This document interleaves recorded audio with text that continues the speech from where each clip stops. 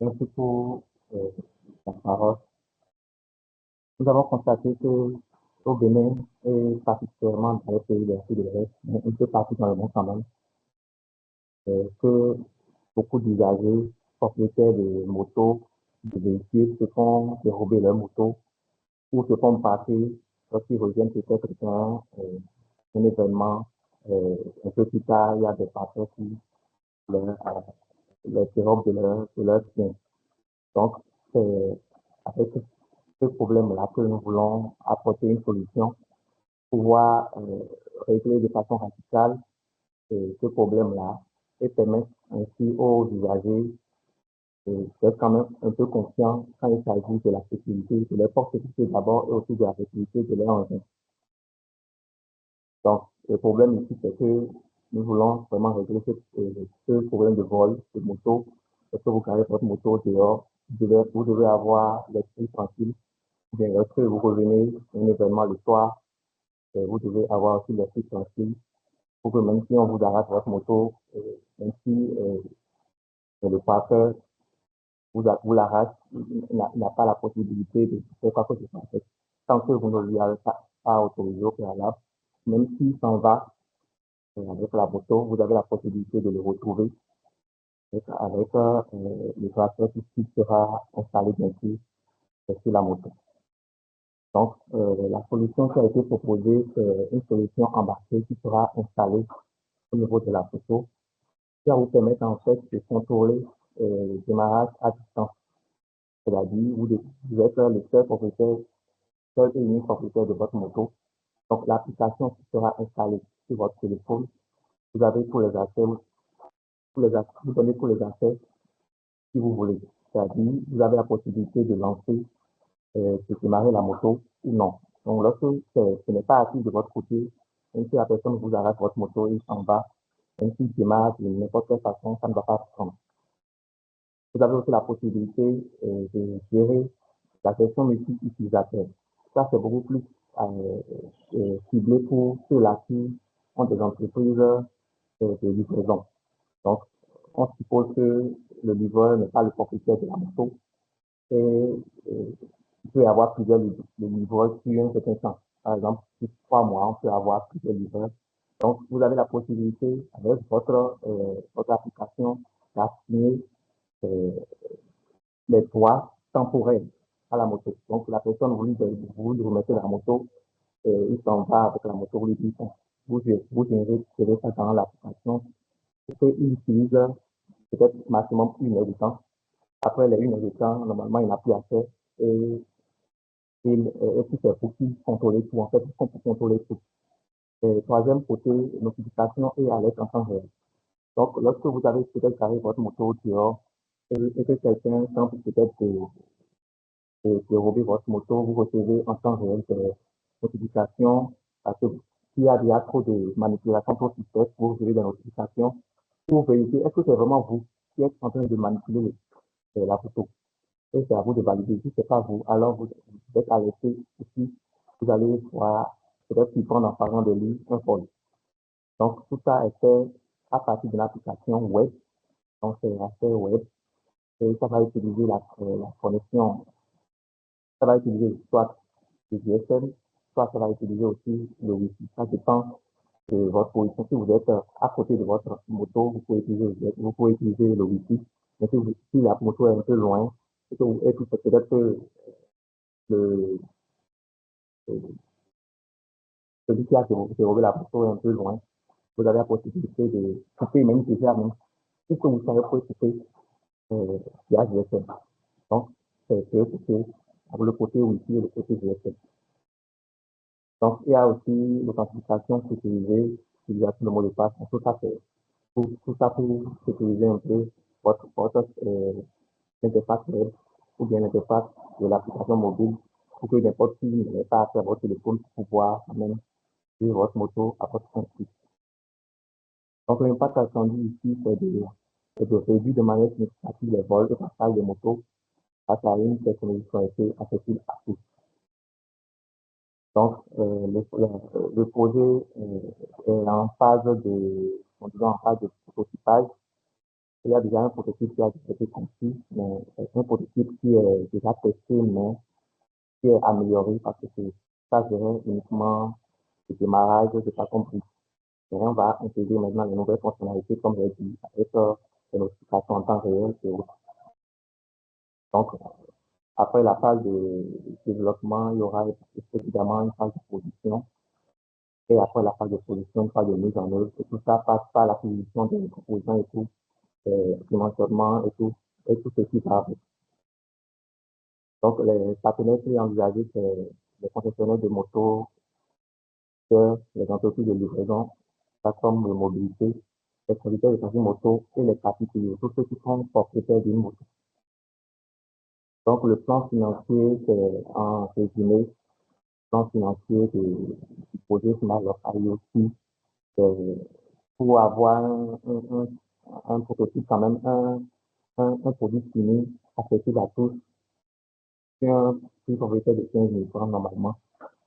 Et pour quand même avoir accès, tout le monde puisse avoir accès, parce que tout le monde n'a pas vraiment les moyens. On avait déjà fait un prototype qui a vraiment coûté 40 000 francs, mais avec euh, on a voulu optimiser pour que ce soit un peu plus accessible à tout le monde. Donc, voilà, donc, MassLock IoT, c'est une solution réfléchie qui peut voler, qui a été, comme je l'ai dit tout à l'heure, il y a déjà eu un prototype et maintenant il y a maintenant une autre idée pour améliorer le prototype qui a déjà été fait.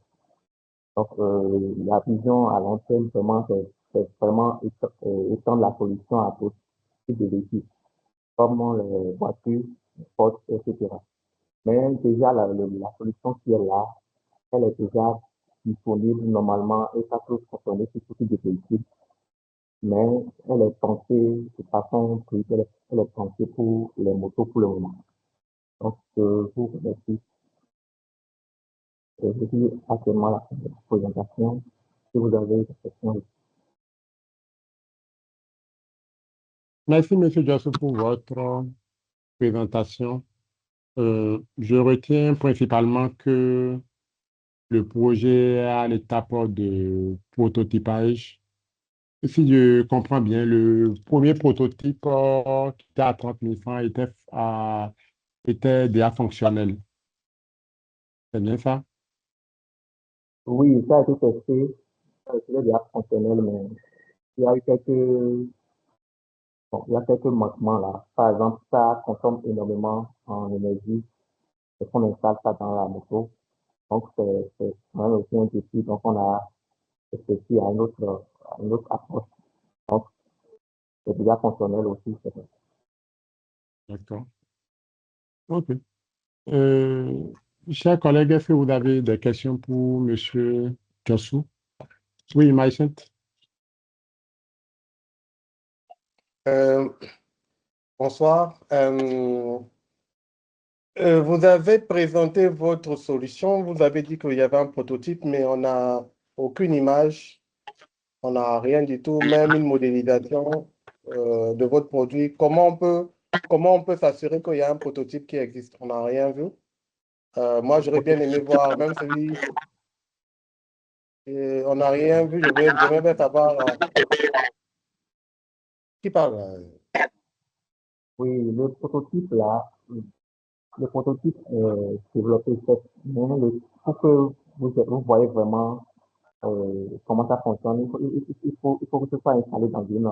Non, on ne veut pas vous le voir en action. C'est-à-dire que l'idée, c'est de voir à quoi il ressemble au moins. Même si vous ne faites pas la démo. Il y a pas de schéma, il n'y a pas de. J'ai vu brièvement dans la présentation que vous comptez utiliser le RP32, Arduino, mais tout ça, c'est vague. Les capteurs, on ne sait pas ni comment ça va verrouiller la moto. Parce que normalement, vous pouvez avoir ne serait-ce que même le dessin ou même si c'était en phase de prototypage, je dois avoir la maquette 3D ou un truc comme ça pour voir à quoi ça ressemble, mais on a rien vu là. Ok. Bon, comme je l'ai dit, le prototype là, qui a été développé, Bon, il y avait quoi dans votre prototype là, vous avez utilisé quoi comme composant? dans mon prototype, j'avais utilisé un microcontrôleur ATmega Quel 328C, microcontrôleur? oui, ATmega 328C, qui a été fait Pardon? Quel microcontrôleur? ATmega 328C, Pardon? ATmega 328C. C'est ATmega, c'est Arduino. ATmega. ATmega, OK. c'est ça? Oui, ATmega 328C. OK. Monsieur Oui. Johnson, on ne vous entend plus. C'est moi. Vous m'entendez Là, c'est maintenant, c'est mieux. bon? Oui, là, c'est Oui, mieux. c'est bien. Oui. Je disais ATmega 328C. Avec quoi? C'est-à-dire que l'ATmega, c'est le microcontrôleur. Le microcontrôleur pilote quoi? C'est quoi le principe? Le microcontrôleur, il y a quel capteur ou bien ça fait quoi? Comment? Expliquez-nous un peu le principe. Techniquement, comment ça fonctionne? C'est un microcontrôleur qui il y a en fait un petit microprocesseur qui permet en fait, dans le cas de mon prototype là, ça c'est le démarrage, n'est-ce pas, le clignotant avec un relais 12 volts. Donc, et tout ça fonctionne via une application mobile.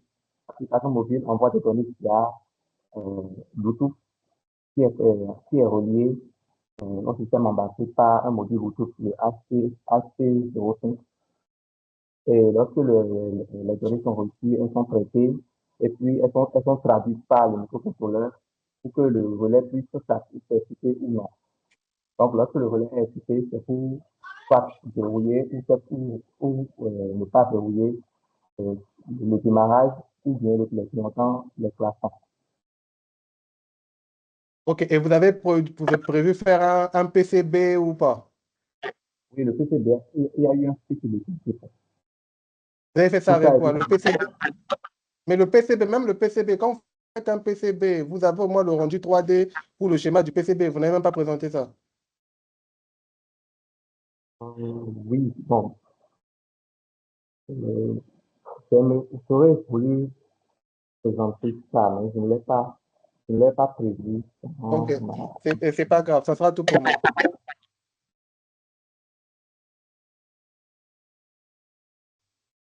OK, merci, Mycent.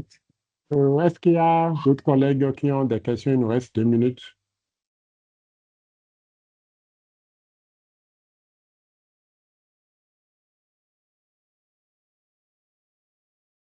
Bon, de toute évidence, il n'y a plus de questions. Monsieur Jossou, nous vous remercions pour votre présentation. N'hésitez pas à parler un peu de votre solution autour de vous pour susciter des votes du public pour la suite. Et nous vous souhaitons une bonne chance pour le reste du processus. Merci, Monsieur Jossou.